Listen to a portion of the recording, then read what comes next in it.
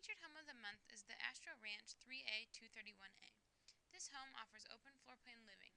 It includes a living room and a family room. The kitchen is the focal point of this home.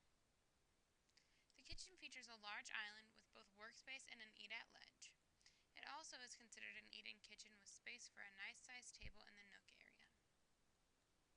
The master bedroom is off of the kitchen. The master bedroom features a hallway-type entrance, making it inviting. The master bedroom also features a large attached bathroom with optional double-lave sinks,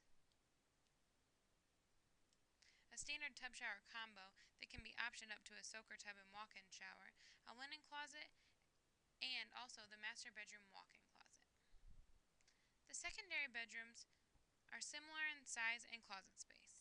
The utility room offers a washer-dryer hookup, an optional laundry sink, a laundry folding table, and a freezer space. To see this home or any of our other homes in this realistic view, please visit